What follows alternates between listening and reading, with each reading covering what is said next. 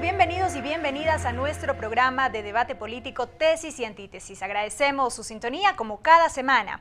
El Ministerio de Finanzas entregó el informe de la proforma presupuestaria del primer semestre de este año. Según el ministro Fausto Herrera, se ha cumplido con el 45.4% del presupuesto. En el programa de hoy vamos a hacer una revisión de las cifras entregadas por el Ejecutivo con los asambleístas Virgilio Hernández y Luis Fernando Torres. Yo soy Belkis Sánchez y en los próximos 30 minutos estaré moderando este debate político. Recuerden que Tesis y Antítesis llega a ustedes gracias a la señal de la radio de la Asamblea Nacional, de Televisión Legislativa del Ecuador por los canales 42 en Quito, 22 en Guayaquil y 27 en la ciudad de Cuenca. También nos sintonizan por internet a través de envivo.asambleanacional.gov.es. Este programa lo reproduce la red de canales comunitarios regionales del Ecuador asociados se crea, el portal de noticias ecuadorenvivo.com y la Flaxo Radio. Aquí iniciamos. Y de inmediato revisamos algunos de los puntos de la ejecución presupuestaria. El ministro de Finanzas, Fausto Herrera, señaló que la situación económica se vio afectada por la caída agresiva del precio del petróleo en un 50% y la apreciación del dólar americano, lo cual produce dos brechas en la economía ecuatoriana: la fiscal, que se ha controlado en función de recortes de operaciones, y la brecha externa, que se la mitigó vía salvaguardias cambiarias. Herrera explicó que durante este periodo se devengaron por concepto de ingresos 19.605 millones de dólares de un total codificado de 37.360 millones de dólares.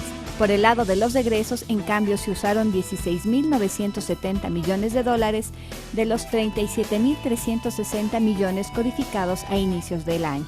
Los ingresos permanentes llegaron a 9.547 millones de dólares, mientras los gastos permanentes alcanzaron los 6.904 millones de dólares. A pesar de ser un año difícil, los ingresos permanentes son superiores a los gastos permanentes. El déficit en la proforma presupuestaria se evidencia en los ingresos no permanentes. En el primer semestre de 2015 el ingreso fue de 1.609 millones de dólares y los gastos no permanentes de 4.712 millones de dólares. Respecto a los gastos sectoriales, los tres principales desembolsos fueron el 51.8% a la cuenta del Tesoro Nacional, es decir, deuda pública y transferencia a los gobiernos autónomos descentralizados, el 40.8% al rubro de educación y el 40.3% al de salud. Y bien, con estas cifras que nos ponen un poco en contexto, vamos a iniciar este debate. Lo hacemos con usted, asambleísta Torres. El haber fijado un precio del barril de crudo en 79,7 dólares, ¿fue excesivo el haberlo contemplado así en la proforma? Indudablemente, haber contemplado un precio del barril de petróleo en el orden de los 80 dólares estuvo más allá de las previsiones. Finalmente, el promedio hasta el momento entiendo que ligeramente supera los 40 dólares por barril. Y ello ha tenido una incidencia en el presupuesto porque los ingresos provenientes del petróleo, que financian fundamentalmente gastos de inversión, no han podido alimentar el presupuesto. Sin embargo, el gobierno se ha visto obligado a entregar a los gobiernos autónomos descentralizados aquello que estuvo inicialmente previsto en el presupuesto bajo el supuesto que el precio del barril de petróleo estaba en cerca de 80 dólares y no en 42 o 43, que en realidad ha sido el valor al que se ha comercializado el petróleo ecuatoriano. Por lo demás, no podemos perder de vista que el presupuesto codificado de alrededor de 37.000 millones de dólares corresponde al presupuesto general del Estado, pero el sector público es mucho más amplio. El presupuesto del sector público no financiero es superior a 37.000 millones de dólares, probablemente bordee los 45.000 millones de dólares. Y lo que el Parlamento básicamente verifica, conoce y por supuesto aprueba es aquello que tiene que ver no con los recursos del sector público no financiero, sino exclusivamente con aquello que corresponde al presupuesto general del Estado, valorado este año en 37.000 millones de dólares.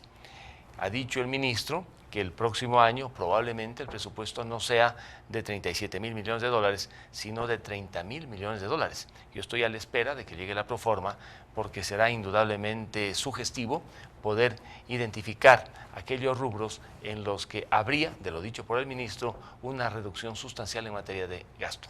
Gracias, asambleísta Torres. Asambleísta Hernández. Mire,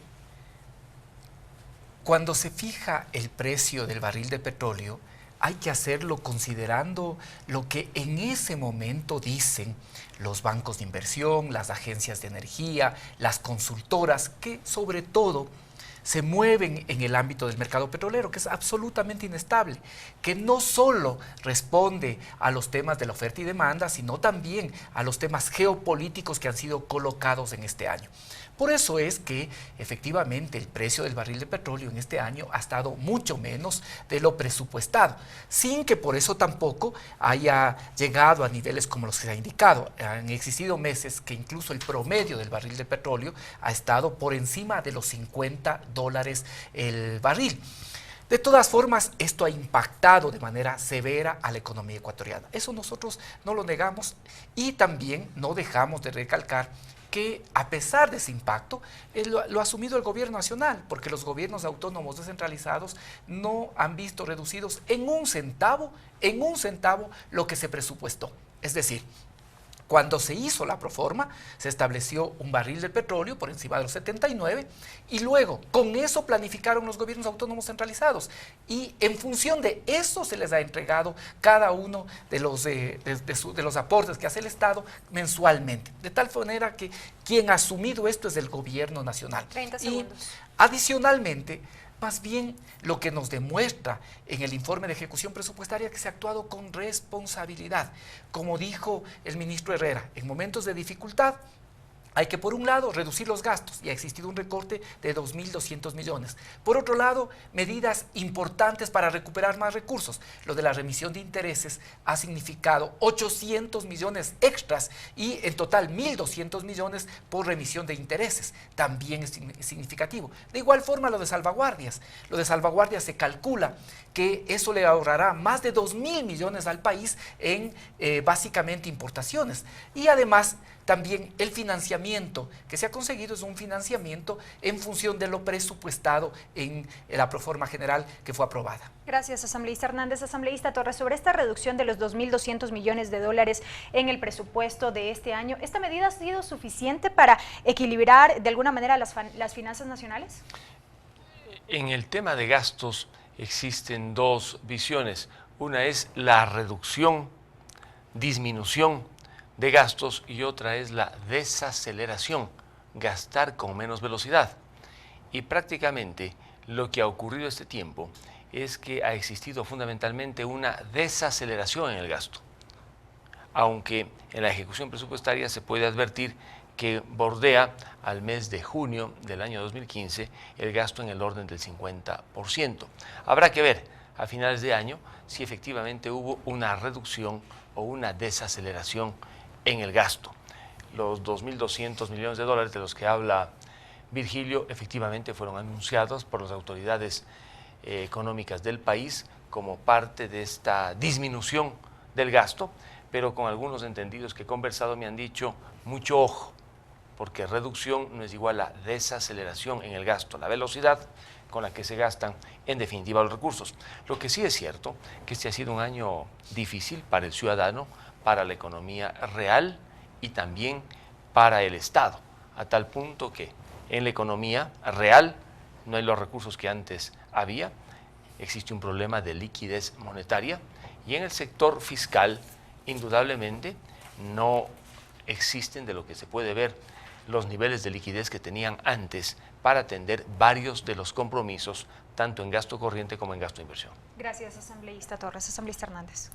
Nosotros no hemos negado que es un año con dificultades, pero también lo que hemos demostrado es que las medidas que se asumen son absolutamente diferentes a las que se pensaban en años pasados. Eso es innegable. Por ejemplo, ahora el tema de las salvaguardias que ha sido tan criticado. ¿Qué ha significado? Que el país ahorre recursos, que no se importe productos que son producidos aquí en el país. Además, obviamente, esto no ha significado mayor ingreso, aproximadamente 200 millones, nos dijo el ministro Aulestia en el primer trimestre de aplicación de la medida, pero eso al mismo tiempo se compensó a través del mecanismo drawback a los exportadores, de tal forma que no fue una medida pensada para traer más ingresos, pero sí para, sobre todo, evitar que salgan dólares de la economía y al mismo tiempo proteger la industria nacional. ¿Ha ayudado en el equilibrio de la balanza comercial? Por supuesto, es que al no tener nosotros moneda propia, tenemos limitadas posibilidades de acción. Y una de esas es precisamente en el marco de lo que dice la OMC, en el marco de lo que dice también la Comunidad Andina, poder aplicar medidas que de alguna manera compensen la devaluación que realizan los países vecinos. Entonces, creo yo que lo de las salvaguardias ha demostrado ser una medida positiva, efectiva. La ley de remisión de intereses, de la que además se han beneficiado importantes industriales y importantes empresas de este país, le ha significado que el país deje de litigar 5 o 7 años y pueda recuperar 800 millones adicionales. El país recupera más o menos 400 a través de este mecanismo en el SRI, pero ahora se recuperó 800 millones adicionales. ¿Eso qué evitó? Que se hagan paquetazos que afecten al pueblo ecuatoriano, que se tengan que subir los combustibles, que se tenga que subir el gas, que se tenga que subir los servicios. Eso es lo que a nosotros nos interesa. ¿Cómo enfrentamos esta situación sin afectar a la mayoría de los ecuatorianos y ecuatorianas? Gracias, asambleísta Hernández, asambleísta Torres. Amigos, con esta primera introducción al tema que abordamos esta semana, es tiempo de una pausa. No se vayan, enseguida continuamos con más de este debate aquí en Tesis y Antítesis. Regresamos.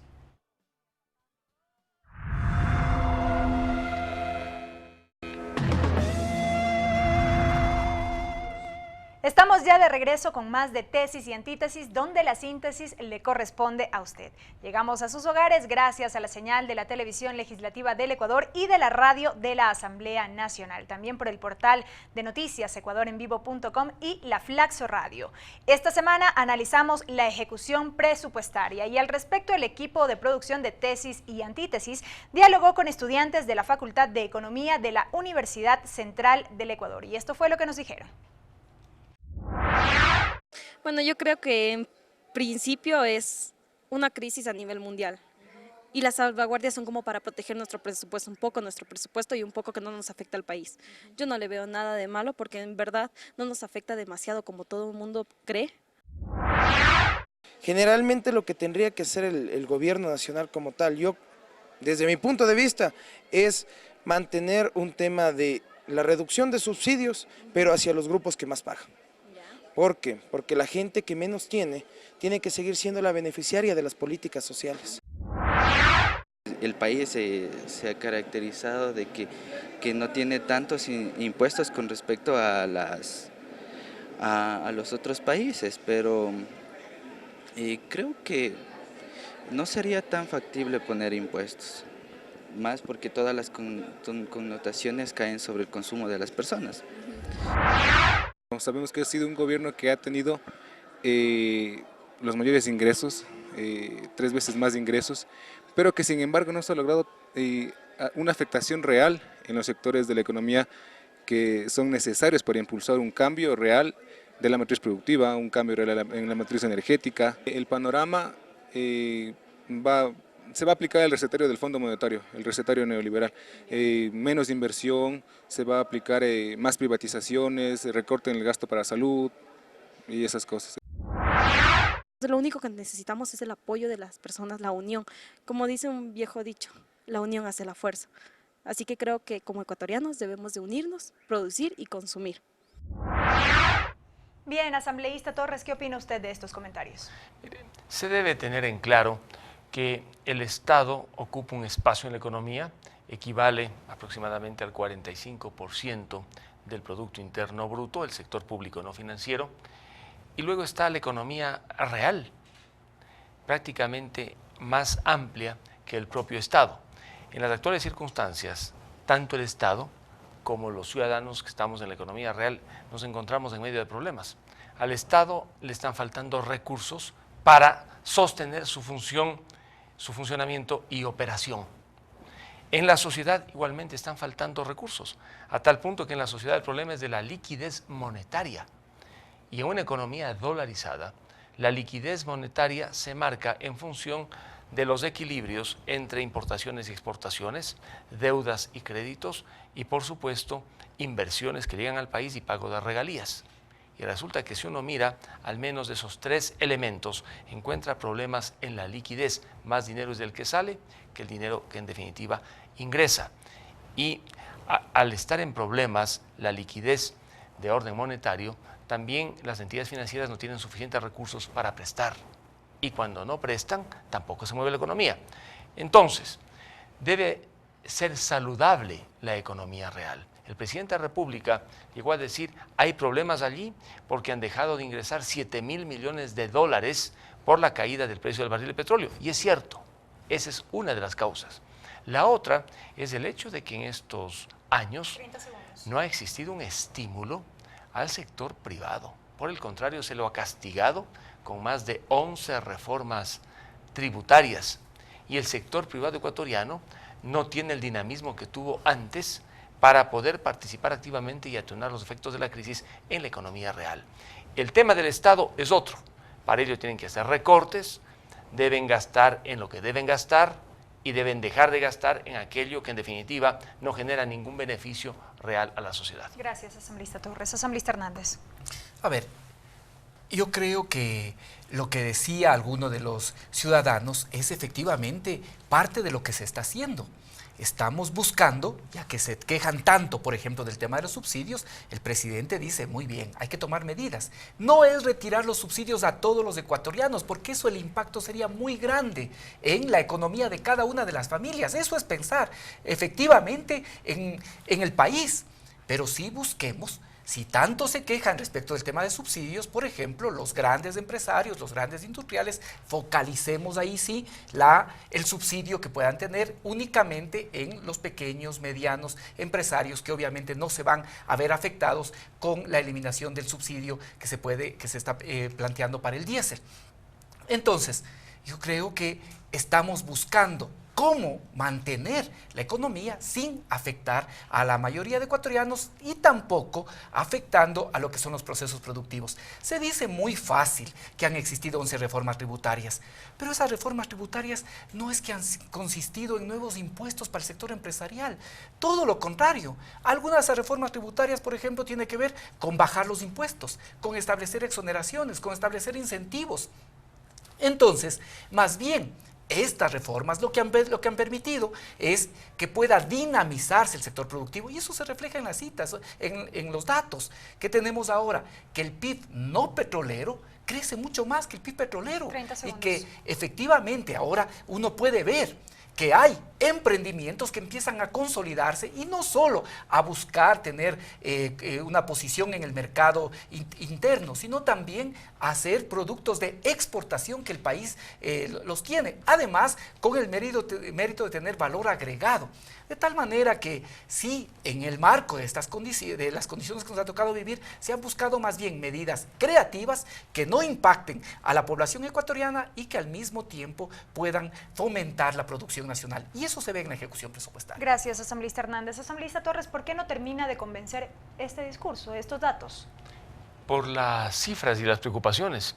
En la economía real se sienten los efectos, digamos, de los problemas económicos. La gente tiene menos dinero en sus bolsillos, compra menos, demanda menos y por lo tanto hay otros que fabrican menos y al final ellos se expresan en desempleo. Yo conozco talleres artesanales, pequeños negocios en el centro del país que antes operaban con 14 personas y ahora operan con 5 personas. Los costos laborales son tan altos y las ventas son tan bajas que no logran mantener el negocio con los niveles de ingresos que tenían anteriormente. Y lo que digo es una verdad, porque si uno visita, por ejemplo, ciertos establecimientos comerciales que antes estaban llenos con compradores, ahora va a encontrar menos personas y muchas de ellas solamente paseándose y no efectivamente haciendo el gasto correspondiente. Pero ¿cómo es entonces que el gobierno señala que este ha sido uno de los países que ha reducido mayormente el tema del desempleo y la pobreza? El desempleo, según las cifras que maneja el gobierno, está en el orden del 5.5%. Ahora se llama pues el empleo adecuado, el empleo inadecuado. Pero a la larga, como esta economía necesita un ajuste, el ajuste va a ser básicamente por la vía del empleo. Como no puede devaluar, afortunadamente no puede devaluar el gobierno y bajar los salarios, el ajuste será en la economía real por la vía del empleo. Si se va deteriorando poco a poco la situación económica, el próximo año tendremos más desempleados o más personas con empleos inadecuados, o para ser más concreto, trabajando en el desempleo, sobreviviendo del subempleo. La situación es compleja, el presidente sabe, es economista, yo lo he podido escuchar en varios foros, el drama es realmente complicado, lo que está haciendo el gobierno en cierta medida está bien, pero en otra, digamos que peca por omisión. En cuanto al sector privado, la Asamblea está debatiendo la ley de alianza público-privadas para la inversión.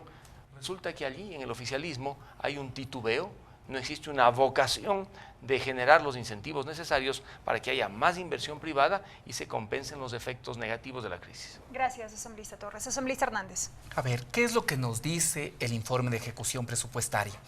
Que básicamente de los ingresos devengados en este año, en el primer semestre del 2015, el 61.9 correspondió a recursos fiscales, el 16.67 a préstamos y colocaciones externas, el 1.87 con recursos de préstamos y colocaciones internas, el 6.4 con recursos fiscales generados por las instituciones y el 0.08 asistencia técnica y donaciones y 3.82 con recursos provenientes de preasignaciones. Es decir, cuando uno mira estos datos, uno ve que precisamente a pesar de una situación difícil que no es del Ecuador ni es generada tampoco por el manejo económico en el Ecuador, que es una crisis mundial, es una crisis del capitalismo a nivel mundial. Sin embargo, cuando uno ve estos datos, puede mirar que la economía se ha mantenido funcionando y que efectivamente, y también lo dice el informe de ejecución presupuestaria, del 49.58 me parece, que es lo que hasta ahora en el primer semestre se ha obtenido de ingresos, el 43 corresponden efectivamente a los que estaban considerados como impuestos. ¿Qué demuestra eso? Que la economía sigue funcionando, que la gente compra, que se mantiene la dinámica de la economía, que tenemos dificultades, obviamente, pero esas dificultades han sido enfrentadas con decisiones acertadas que se han tomado de parte del gobierno nacional. Y además, que no se ha dejado de invertir también en lo social, de tal manera que aún en circunstancias difíciles se pueda disminuir la brecha social. No cargarle al pueblo con medidas, sino más bien disminuir la brecha social. Pero, asambleísta Hernández, en el video veíamos a un estudiante que señalaba que la incidencia en lo social, pese a lo invertido, no es significativa. Pero es que lo que pasa es que el Ecuador tiene que remontar problemas estructurales muchas veces de décadas, yo diría de siglos. ¿Qué habría pasado si cada gobierno hacía las escuelas que debían hacer, hacía los centros hospitalarios, los centros de atención médica? No habríamos tenido que hacer todo lo que en este momento se requiere hacer. En este momento no hay recursos que alcancen para poder satisfacer todas las necesidades que efectivamente el Ecuador tiene, pero este gobierno ha realizado lo que le correspondía hacer. Gracias, asambleísta Hernández, asambleísta Torres. Amigos, nos vamos a una nueva pausa. No se vayan, al volver ya estaremos con el bloque final de este programa y las reflexiones de los asambleístas. Regresamos.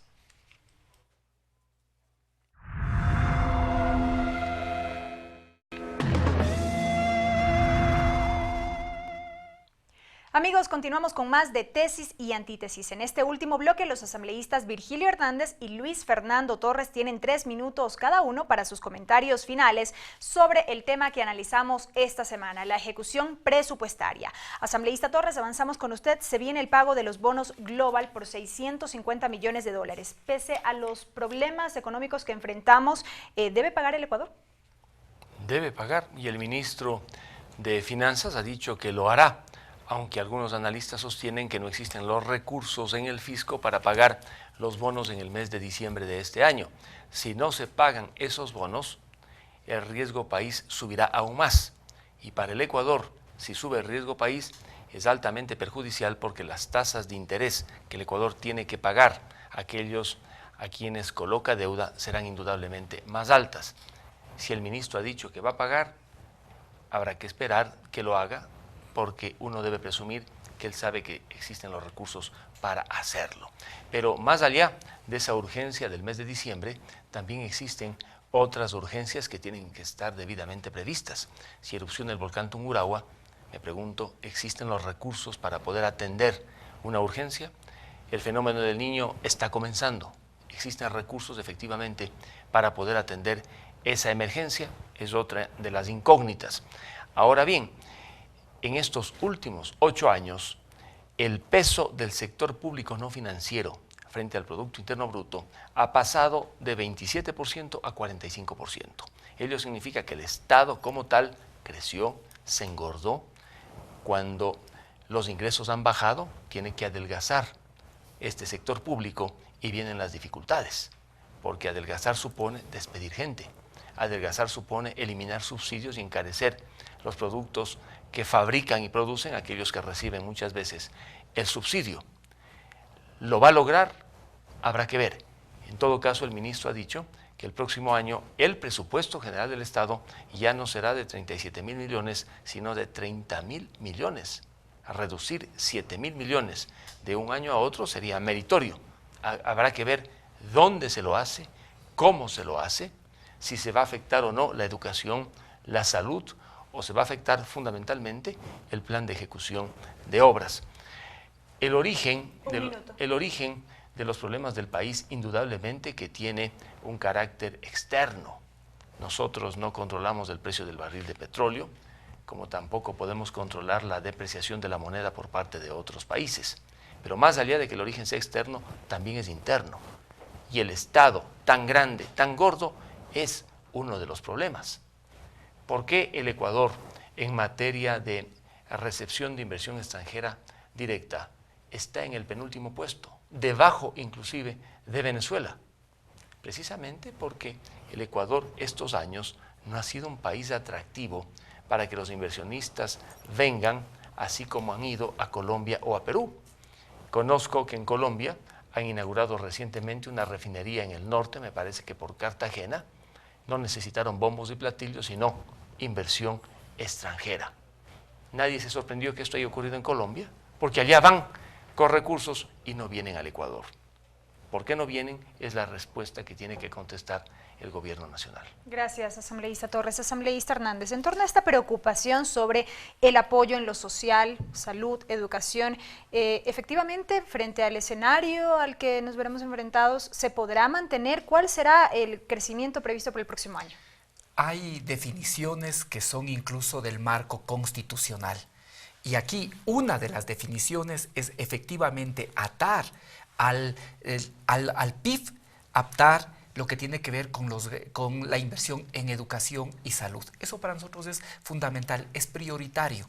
A pesar de las dificultades, seguirá siendo uno de nuestros objetivos centrales todo lo que tiene que ver con lo que se llama gasto, nosotros decimos la inversión en educación y salud. Al país le faltan muchas cosas. El ajuste presupuestario que se realizó, el primero que se realizó, tiene que ver, por ejemplo, con 255 millones menos en educación, 169 en salud. Y uno dice, es que hay demasiadas escuelas, nos sobran hospitales, nos sobran centros de salud. No, no nos sobran, porque precisamente gobiernos anteriores no hicieron. Pero ahora no vamos a poder hacerlas, por lo menos en este año, vamos a tener que seguir retrasando la ejecución de obras que son indispensables, de tal manera que cuando se alude al gasto de inversión o al gasto que repetidamente se dice de un Estado obeso, un Estado que creció demasiado, no se mira que lo fundamental de eso, yo ya he señalado varias veces esto, es el pago de sueldos, de salarios a maestros, a médicos, a enfermeras, a policías. Y no es que podemos decir que ni los maestros, ni los médicos, ni los policías están sobrepagados, de ninguna forma. Son los gastos necesarios para lograr mantener los mínimos indispensables para que el país pueda enfrentar el desarrollo, sobre todo capacitando su talento humano. De tal manera que este tema del gasto, del excesivo gasto público, ya lo hemos podido varias veces contradecir. Aquí, sobre todo, lo que se hace es pensar pensar de manera responsable en el país y sobre todo en los grandes desafíos que tenemos. Y en eso fundamentalmente la inversión en el sector social, la inversión en el sector, en todo lo que tiene que ver con talento humano. De tal manera que a pesar de las dificultades, ya se ha anunciado algunos de los elementos de lo que será el presupuesto del próximo año, pero a pesar de esas dificultades, nosotros vamos a buscar actuar de manera responsablemente. Y lo de las inversiones también es otro cuento. El país, ¿por qué no es atractivo el país? Se dice, hay que decir ahí solo una cosa. Se acaba el tiempo, Solo con esta idea concluyo. No solo son incentivos, también es un mercado interno dinámico. Las inversiones van donde hay un mercado interno dinámico y eso también es importante. No ha habido hasta ahora, de parte de los gobiernos anteriores, la responsabilidad de construir un mercado interno en esas condiciones. Gracias, asambleísta Hernández, asambleísta Torres, por sus criterios. Amigos, ustedes ya lo han podido escuchar. Recuerden que aquí en Tesis y Antítesis, la síntesis les corresponde a ustedes. El video de este debate lo pueden encontrar en nuestro canal de YouTube y en la página de Facebook del programa Tesis y Antítesis. Agradecemos, como siempre, la reproducción a la red de canales comunitarios regionales del Ecuador asociados Se Crea, al portal de noticias ecuadorenvivo.com y a la Flaxo Radio. Será hasta la próxima semana.